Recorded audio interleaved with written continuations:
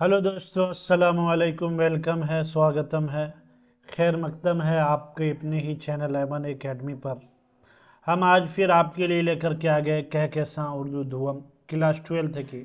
जो बच्चे उर्दू की तैयारी कर रहे हैं, क्लास 10th है और 12th हो, सारे एग्ज़ाम के सवालात और प्रश्न हम लेकर के डेली बाई डेली आपके लिए लेकर आ रहे हैं। और जो है ये ऑब्जेक्टिव और सब्जेक्टिव सारे प्रश्न लेकर आ रहे हैं। अगर क्लासेस आपको अच्छी लग रही है तो आप लाइक ज़रूर कीजिएगा, शेयर भी कीजिएगा, ताकि हम इससे से बेहतर क्लासेस आपको हम प्रोवाइड करा सकें। तो चलिए, हम आज कहकशां उर्दू दुआम की 2 क्लास लेकर आए हैं। एक नस्म खेती है, किसकी है ये? अमीक हनफी की नस्म खेती। और उसके बाद आपके लिए लाए हम बरक़े कलीसा, ये किन की लिखी हुई है? अकबर इलाहाबादी की। ये दोनों को हम थोड़ा सा डिटेल से इनके सब्जेक्टिव भी और ऑब्जेक्टिव भी पढ़ेंगे। और ये जो है तैयारी आपको हम ऐसा कराएंगे, 100 का 100 नंबर दिलाने का हम प्रयास करेंगे आपको, बशर्ते कि आप मेहनत थोड़ी सी अच्छे तरीके से करेंगे। चलिए देखते हैं, पहले आज के पहले लेसन पर चलते हैं।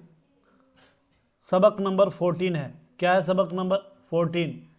नज़्म खेती किन की लिखी है? ये अमीक हनफी की। सबक नंबर 14 नज़्म खेती है, लिखी हुई किन की है? अमीक हनफी की लिखी हुई है। चलिए सवाल नंबर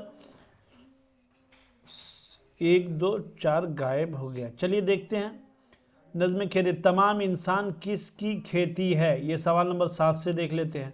किसकी खेती है? तो जवाब हो जाएगा वक्त की खेती है। तमाम इंसान किसकी खेती है? वक्त की खेती है।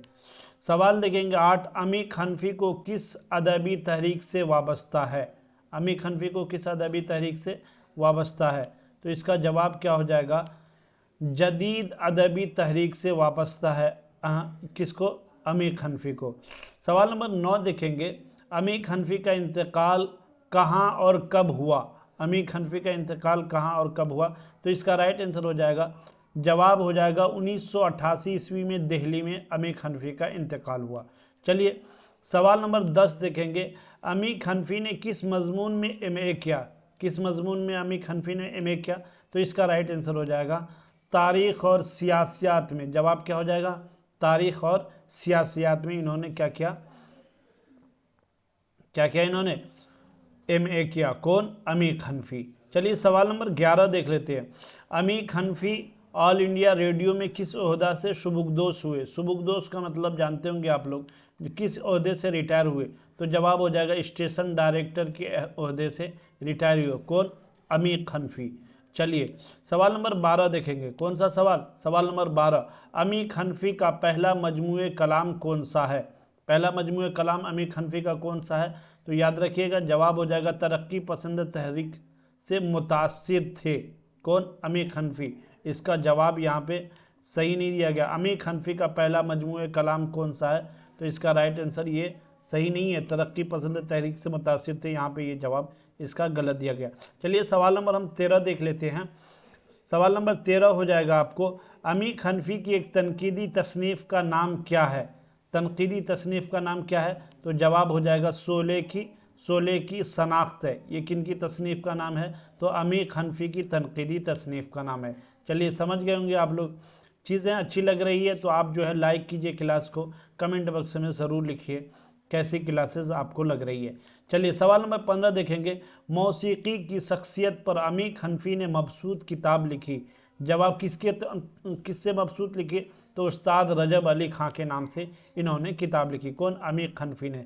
सवाल नंबर 16 देखेंगे, नज़्म खेती में कितने मिसरे हैं? नज़्म खेती में कितने मिसरे हैं? जवाब हो जाएगा 11 मिसरे हैं। कितने? 11। चलिए सवाल नंबर 17 देखेंगे, खेती नज़्म की सिनफी हैसियत क्या है? खेती नज़्म की सिनफी हैसियत क्या है? जवाब हो जाएगा आज़ाद। सिनफी हैसियत का मतलब यानी ये किस तरह की नज़्म है? ये नज़्म जो है मुअर्रा नज़्म है, या आज़ाद नज़्म है, या पाबंद नज़्म है, या नसरी नज़्म है? मैं बताया था ना नज़्म कितने तरीके के होते हैं, तो 4 तरीके के होते हैं, वो आगे हम पढ़ेंगे अभी। चलिए सवाल नंबर 18 देखेंगे दोस्तों। सवाल नंबर 18 में क्या पूछा आपसे, नज़्म खेती का मरकज़ी किरदार कौन है? नज़्म खेती का मरकज़ी किरदार कौन है? तो जवाब हो जाएगा नज़्म खेती का मरकज़ी किरदार वक्त है। चलिए सवाल नंबर 19 देखेंगे, अमीर हनफी ने किस तरह की नज़मों का सिलसिला शुरू किया था? अमीर हनफी ने किस तरह की नज़मों का सिलसिला शुरू किया था? जवाब हो जाएगा तवील नज़मों का सिलसिला अमीर हनफी ने शुरू किया था। चलिए सवाल नंबर 20 देखेंगे, अमीर हनफी की तवील नज़मों के नाम बताइए। अमीर हनफी के तवील नज़मों के नाम बताइए। तो जवाब हो जाएगा सिंदबाद, शहजादा, शबगस्त, सूरतुल नाक़ूस, सिलसिलतुल जर्स। ये जो है किसके हैं? ये सारे के सारे तवील नज़्म है, किनके? अमीर हनफी के हैं। याद रखिएगा सवाल आपको ऐसे पूछ देगा, सूरतुल नाक़ूस ये किनकी तवील नज़्म है? तो क्या बोलिएगा, क्या बताएंगे आप? जो है अमीर हनफी की तवील नज़्म है, अमीर हनफी की है। ठीक है, चलिए आपसे सवाल पूछ देगा, आपसे सवाल पूछ देगा कि इंसान, सवाल नंबर देखेंगे 21 देखेंगे। सवाल नंबर 21 में क्या है? इंसान किसका लुक़मा और फसल है? इंसान किसका लुक़मा और फसल है? तो जवाब हो जाएगा इंसान वक्त का लुक़मा और फसल है। चलिए सवाल नंबर 22 देखेंगे, वक्त हमें किस चीज़ के मौक़े फ़राहम करता है? वक्त हमें बढ़ने का मौक़े फ़राहम करता है। वक्त आपको हमको दे रहा है, अभी आप पढ़ाई कर रहे हैं ना, आपको वक्त दे रहा है, लेकिन आप वक्त किस में? रील्स में। आपका वक्त किस में जा रहा है? रील्स में।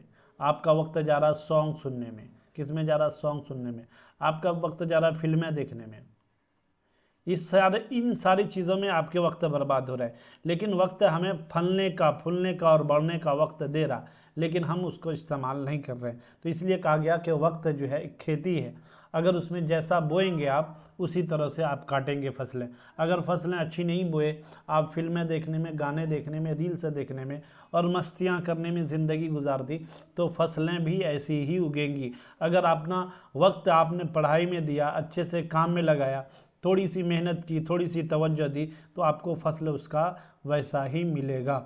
ठीक है ना, इसलिए कहा गया कि इंसान जो है वक्त की क्या है? इंसान वक्त की खेती है, वक्त की खेती है। आप जैसा चाहे बोलें और जिस तरह का चाहे काट लें। समझ में आ गया ना? ये इसीलिए ये नज़्म खेती अमीर हनफी की वो सिर्फ आप लोगों को समझाने के लिए दिया गया। सवाल नंबर 23 देखेंगे, नज़्म की कितनी किस्में हैं? अभी बताया था मैं, नज़्म की 4 किस्में हैं। कौन कौन है? एक पाबंद नज़्म है, मुअर्रा नज़्म है, आज़ाद नज़्म है और नसरी नज़्म है। ये 4 किस्में किन की हैं? नज़्म की हैं। चलिए सवाल नंबर 24 देखेंगे दोस्तों। सवाल नंबर देखिए, सवाल सबक नंबर वो हो गया अमीर हनफी की नज़्म खेती। अब पढ़ेंगे हम सबक नंबर 15। किन का है? ये बरक़ी कलीसा, अकबर इलाहाबादी का ये जो है ये अकबर इलाहाबादी की नज़्म है।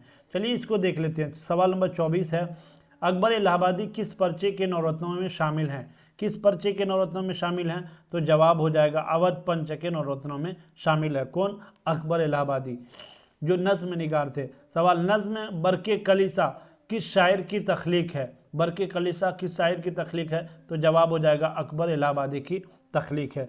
चलिए सवाल नंबर 26 देखेंगे, अकबर इलाहाबादी की पैदाइश कहाँ हुई और कब हुई? अकबर इलाहाबादी की पैदाइश कहाँ और कब हुई? तो इसका जवाब हो जाएगा मकाम 12 ज़िला, मकाम 12 ज़िला इलाहाबाद, प्रयागराज में पैदाइश हुई और डेट है 1854 ईस्वी को पैदाइश हुई। किसकी? अकबर इलाहाबादी की। मकाम जो हो गया 12, ज़िला हो गया इलाहाबाद, जो अब प्रयागराज हो गया है, पैदाइश जो है 1854 ईस्वी को अकबर इलाहाबादी की हुई। ये सारी चीज़ें समझ गए होंगे आप लोग।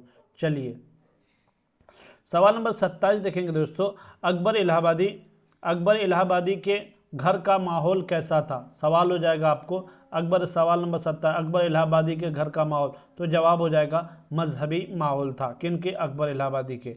चलिए आगे देखते हैं। सवाल नंबर 28, अकबर इलाहाबादी को किन खिदमात के सिलसिले में खान बहादुर का खिताब दिया गया था? तो किन खिदमात के सिलसिले में? तो ये अदालती खिदमात के सिलसिले में जो इनको खान बहादुर का खिताब दिया गया। इसके साथ साथ ऑब्जेक्टिव क्वेश्चन से भी है, आप जो है बने रहिएगा, ताकि जो है आप सिर्फ सब्जेक्टिव क्वेश्चन देख करके चले जाइए और पता चला ऑब्जेक्टिव क्वेश्चन आप नहीं कर पा रहे हैं। ठीक है, तो दोनों क्वेश्चन देख के जाइएगा।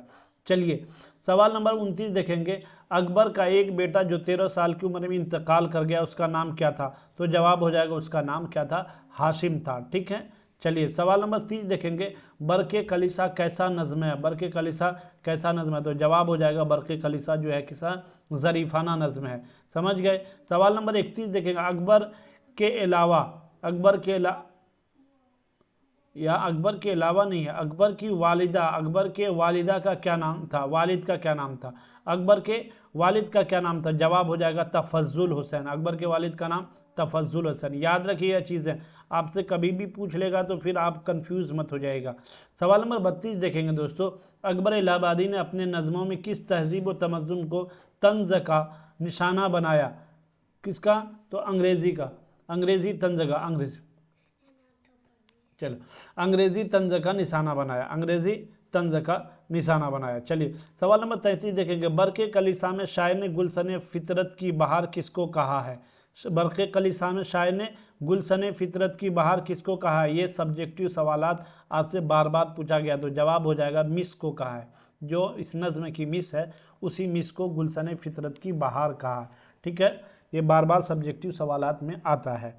चलिए सवाल नंबर 34 देखेंगे, अकबर इलाहाबादी का असल नाम क्या था, तो जवाब हो जाएगा अकबर इलाहाबादी का असल नाम क्या था, अकबर हुसैन था, अकबर हुसैन। इतनी चीज़ें समझ गए होंगे हम लोग।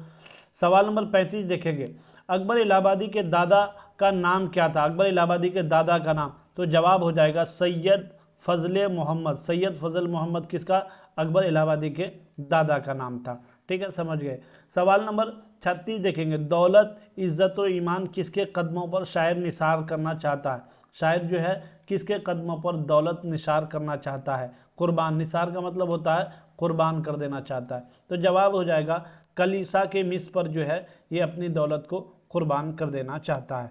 चलिए सवाल नंबर 37 देखेंगे, अकबर इलाहाबादी को खान बहादुर के खिताब से कब नवाजा गया, अकबर इलाहाबादी को खान बहादुर के खिताब से, जवाब हो जाएगा इसका 1898 ईस्वी में खान बहादुर के खिताब से अकबर इलाहाबादी को नवाजा गया। चलिए सवाल नंबर 38 देखेंगे, अकबर इलाहाबादी किस तरह के शायरी के सबब मशहूर हुए, किस तरह के शायरी के सबब मशहूर हुए, तो जवाब हो जाएगा ज़रीफ़ाना शायरी के सबब अकबर इलाहाबादी मशहूर हुए। सारी चीज़ें आपको समझ में आ रही है, अगर नहीं आ रही है तो आप कमेंट में से बॉक्स में लिखिए कि सर ये चीज़ें हमको समझ में नहीं आ रही है, हम दोबारा आपको समझाएंगे, आपके लिए दोबारा क्लास लेकर आएंगे, लेकिन आप चीज़ों को पढ़िए, समझने की कोशिश कीजिए, एक बार समझने आए दोबारा पढ़िए और खूब पढ़िए, इतना पढ़िए कि चीज़ें याद हो जाए, एग्ज़ाम में फिर आपको इधर नहीं और उधर नहीं झांकने की ज़रूरत कहीं नहीं पड़े।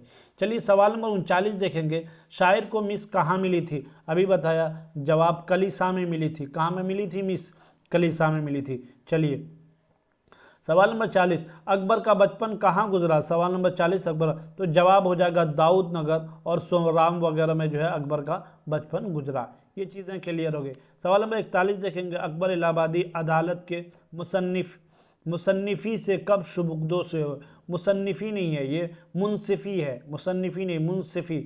मुनसिफ़ किसको कहते हैं उर्दू में, मुनसिफ़ कहते हैं अदालत, ये जज को कहते हैं, क्या किसको कहते हैं, मुनसिफ जो है उर्दू में जज को कहते हैं। तो जज के पोस्ट पर कौन थे, अकबर इलाहाबादी थे, तो वही है कि अकबर इलाहाबादी मुनसिफी से कब शुबुकदोश हुए, तो राइट आंसर ऑप्शन नंबर जो हो जाएगा, जवाब क्या हो जाएगा इसका बताइएगा आप लोग, जवाब हो जाएगा 1903 ईस्वी में ये जो है मुनसिफी के ओहदे से सुबुकदोश हुए, यानी अदालत के जज के ओहदे से सुबुकदोश हुए।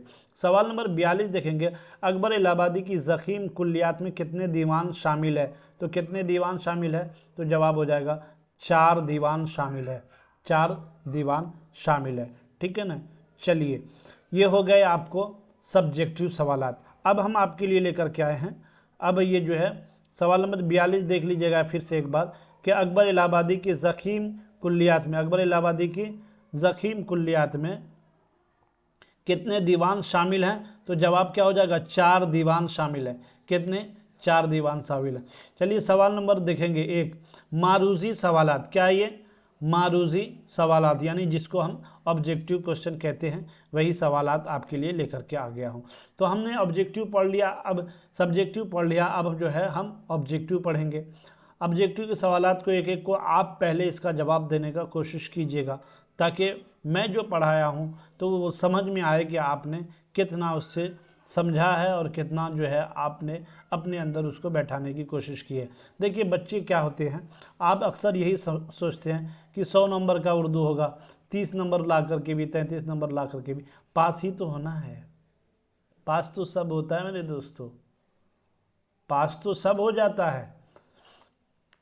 और जो है माइनस वही कहलाता है जो सबसे अलग चलता है। तो हम सिर्फ पास होने के लिए नहीं पढ़े, पास होने वाले की कोई वैल्यू नहीं है। अभी पता चल जाएगा ना, आप दे रहे हैं ना डीएलएड का इसका एग्ज़ाम 12th का, उसके बाद सब जो है डीएलएड की तरफ जाइएगा, डीएलएड की तरफ जाइएगा ना सब, वहाँ पता चल जाएगा कि पास होने में क्या फ़र्क है और आला नंबर लाने में क्या फ़र्क है। वैल्यू तो वही ना समझ में आएगी जब ज़िंदगी में जाइएगा। अभी तो माँ बाप पढ़ा रहे हैं, पैसे दे रहे हैं, उड़ा रहे हैं और जो है मोबाइल में मस्त हैं। इसलिए मेरे दोस्तों, आप अपने वक्त को ज़ाय मत कीजिए, नंबर ज़्यादा से ज़्यादा लाइए। सिर्फ है जो है 30 नंबर ले आएंगे, 40 नंबर ले आएंगे, पास हो गए, बस है, कोई वैल्यू नहीं रही सिर्फ पास करने वालों की। अब आपके पास मेरिट होना चाहिए, काबिलियत होनी चाहिए, आपके पास सलाहियत होगी तभी ज़माना आपको जो है सरों पर बैठाएगा, नहीं तो आपको जूतियों में रखेगा। डिग्रियां किसी काम की नहीं रह जाएंगी। इसलिए जो है आप अपने अंदर काबिलियत, सलाहियत पैदा कीजिए। कब होगी वो सारी चीज़ें? जब आप मेहनत से पढ़ेंगे। ठीक है, चलिए, चीज़ें समझने की बहुत हैं। सवाल नंबर 1 देख लेंगे कि नंबर 1 4 मिसरों पर मुश्तमिल अशार को क्या कहते हैं? तो जवाब हो जाएगा मुखम्मस कहते हैं या मुसद्दस कहते हैं। देखिए स्वाद से मुसद्दस लिखा हुआ, मुसद्दस सीन से होगा, मुसद्दस कैसे हैं, रुबाई या मसनवी। तो राइट आंसर इसका जो है क्या हो जाएगा, 4 मिसरों पर शामिल किसी क्या कहते हैं, 4 मिसरों पर शामिल अशार को रुबाई कहते हैं। इससे पहले हम बता चुके हैं, आप लोग क्लास देखे होंगे, तो उसमें मैं बताया था कि एक अगर जो है 2 मिसरों पर शामिल है तो वो मसनवी हो जाएगा। 2 मिसरे वाले को क्या कहते हैं, मसनवी कहते हैं। ठीक है, 2 मिसरे वाले को मसनवी कहते हैं।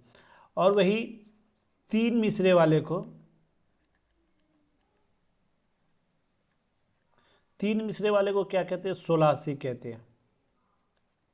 3 मिसरे वाले को सोलासी कहते हैं। और वही 4 मिसरे वाले अशार को क्या कहते हैं,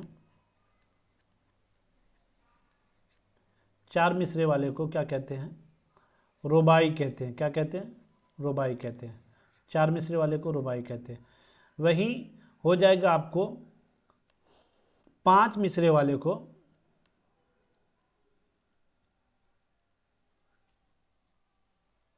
5 मिसरे वाले को मुखम्मस कहते हैं। समझ गए ना? तो ये चीज़ें आपको याद होंगी, इससे पहले मैं बता चुका हूँ ग्रामर के क्लास में। तो यहाँ 4 मिसरे पर मुश्तमिल अशार को क्या कहते हैं, रुबाई कहते हैं। ठीक है, चलिए सवाल नंबर 2 देखें। तमाम इंसान किसकी खेती है? अभी बताया था ये सवाल का जवाब। किसकी खेती है तमाम इंसान? वक्त की, खुदा की, ज़राअत की, फसल की। तो तमाम इंसान किसकी खेती है, बताओ? तमाम इंसान किसकी खेती है? तो वक्त की खेती है।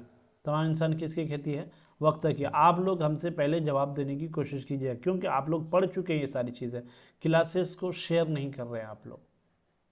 मैं इतनी मेहनत से आपके लिए क्लास लेकर आता हूँ, और जितने भी मेरे स्टूडेंट हैं, हमको लगता है सब के सब कंजूस हैं। क्यों भाई, कंजूसी क्यों करते हो? शेयर करने में कंजूसी, एक बटन दबाना है, 10 ग्रुप में शेयर कर देना है। लाइक करने में कंजूसी हो रही है, शेयर करने में कंजूसी। इन चीज़ों में कंजूसी अच्छी नहीं लगती। आप बढ़ाइए, सपोर्ट कीजिए, खूब आगे बढ़ाइए ना। फ़ायदा उठा रहे हैं तो दूसरों तक भी फ़ायदा को पहुंचाइए। ठीक है ना? मुझे उम्मीद है कि आप लोग इस बात पर अमल करेंगे, शेयर क्यों नहीं। अगर हम देख रहे हैं क्या 200-400 जो है क्या हो रहा है, कम से कम 100 तो व्यूज़ आ ही रहे हैं, 100 लोग देख रहे हैं। 100 लोग अगर जो है क्या शेयर कर दे, सिर्फ 3 ग्रुप में, कितने, 100 को 300 तो कितने ग्रुप में शेयर हो जाएगा, 300 ग्रुप में शेयर हो जाएगा। 300 ग्रुप में, एक ग्रुप में अगर 50 ही आदमी मान लें हम, तो आप जान लीजिए कि कितने लोगों तक ये वीडियोस पहुंच जाएगी। लेकिन हम शेयर नहीं करना है। और पता चलता है जब यहाँ पे मैं चेक करता हूँ, तो एक वीडियो को कहीं 2 आदमी ने शेयर किया है, कहीं 5 आदमी ने शेयर किया है, कहीं 4 आदमी ने शेयर किया है। आप शेयर कीजिए मेरे दोस्तों, तभी जो है थोड़ा सा क्लास और मोटिवेट होकर के आएगा और बेहतर होकर आएगा। नहीं तो आप अगर साथ नहीं देंगे तो हम भी सोचेंगे फिर। चलिए, तो सवाल नंबर 3 देखेंगे, अमीर हनफी की पैदाइश कहाँ हुई? पंजाब में, इंदौर में, कश्मीर में, बंगाल में। तो इसका सही जवाब क्या हो जाएगा? ऑप्शन नंबर बी सही जवाब हो जाएगा। इंदौर मध्य प्रदेश में अमीर हनफी की पैदाइश हुई। चलिए, सवाल नंबर 4 देखेंगे दोस्तों, नज़्म खेती की सिनफी हैसियत क्या है? नज़्म खेती की सिनफी हैसियत क्या है?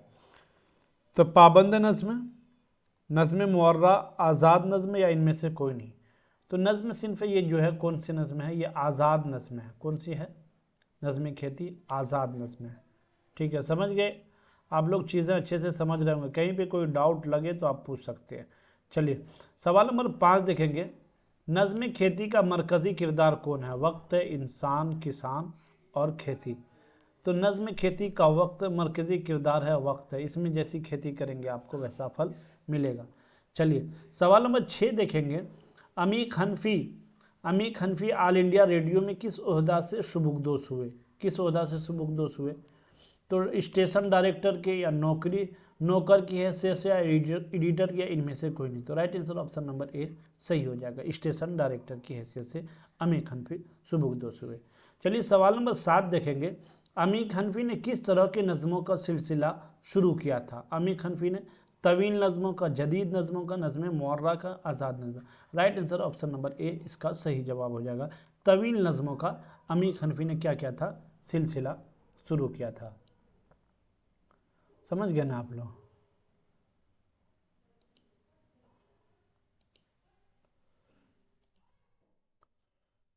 तो राइट आंसर क्या हो जाएगा? ऑप्शन नंबर इसका ए सही जवाब हो जाएगा। सवाल नंबर 8 देखेंगे दोस्तों, वक्त हमें किस चीज़ के मौके फराहम करता है?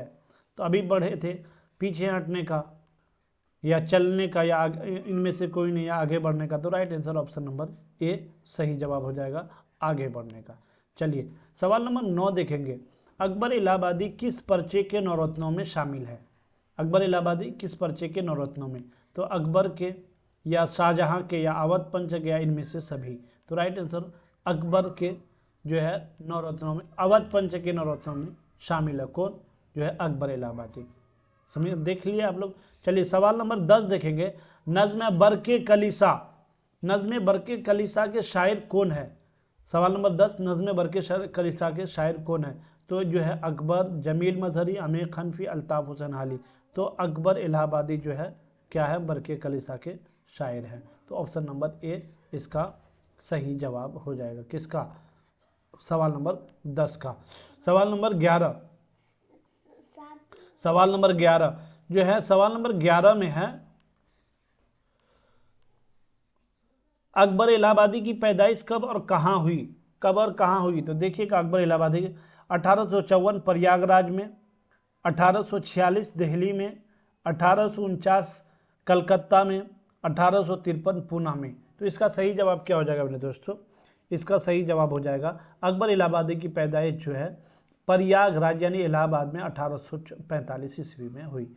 चलिए, सवाल नंबर 12 देखेंगे, अकबर इलाहाबादी को किन खिदमात के सिलसिले में खान बहादुर का खिताब दिया गया? किन खिदमात के सिलसिले में खान बहादुर का खिताब दिया गया? तो अदालती खिदमात, रेडियो वाली खिदमात, पढ़ाने की खिदमात, या अशार की खिदमात। तो सही जवाब हो जाएगा इसको अदालती खिदमात की वजह से इनको जो है क्या किया गया? खान बहादुर को खिताब दिया गया, यानी वहाँ के जज थे ना, इसी वजह से उनको खान बहादुर का। Right answer option number A हो जाएगा। सवाल नंबर 13 देखेंगे, अकबर के बेटे का क्या नाम था? तो हाशिम, कासिम, शाहिद, जाहिद। अभी पढ़े हम लोग, अकबर के बेटे का नाम हाशिम था। ठीक है ना? लिखना नहीं आता तो मेरी जान पढ़ा कर, हो जाएगी हर मुश्किल तेरी आसान पढ़ा कर, आ जाएगा बच्चों तुझे जीने का करीना, तू सरवरे कौनैन के फरमान पढ़ा कर। चलिए, सवाल नंबर हम 14 देखेंगे मेरे दोस्तों, अकबर इलाहाबादी को खान बहादुर के खिताब से नवाजा गया। खिताब से कब नवाजा गया? 1890 में, 899 नहीं, ये 1899 है, या 1890 में, या 1898। Right answer option number D इसका सही हो जाएगा, 1898 में इसको खान बहादुर के खिताब से नवाजा गया। सवाल नंबर 15 देखेंगे, शायर को मिस कहाँ मिली थी, शायर को मिस कहाँ मिली थी, मस्जिद में, मंदिर में, गिरजाघर में या कलीसिया में। तो राइट आंसर ऑप्शन नंबर क्या हो जाएगा इसका, बताइएगा आप लोग। राइट आंसर ऑप्शन नंबर जो है डी सही हो जाएगा, कलीसिया में इसको कौन मिस मिली थी, शायर को। ठीक है ना। सवाल नंबर 16 देखेंगे, अकबर इलाहाबादी की ज़ख़ीम कुल्लियात में कुल कितने दीवान शामिल है, 6 दीवान, 5 दीवान, 7 दीवान या 4 दीवान। अभी बताया था, right answer option number B सही जो हो जाएगा, 4 दीवान शामिल है। चलिए देख लिए ये सारे ऑब्जेक्टिव और सब्जेक्टिव सारे सवालात हम देख लिए। देखिए नोट से देख लेते हैं। नोट पाने के लिए आप हमारे यूट्यूब चैनल M&A एकेडमी को सब्सक्राइब करके जुड़ सकते हैं, और PDF के लिए इस नंबर पर रब्ता करके आप जो है ये PDF भी ले सकते हैं। ठीक है, अगर आप लोगों ने नंबर नोट नहीं किया है तो नोट कर लीजिए, फिर से मैं लिखा देता हूँ, 620 40 47 25 630। इस नंबर पर आप मैसेज करके फ्री में PDF ले सकते हैं, फ्री में PDF हासिल कर सकते हैं आप। ठीक है ना। आपको क्लासेस अच्छी लग रही है मेरे दोस्तों तो लाइक कीजिए, शेयर कीजिए, खूब सब्सक्राइब कीजिए। आज की क्लास यहीं तक, फिर मिलेंगे हम आपसे अगले क्लास में।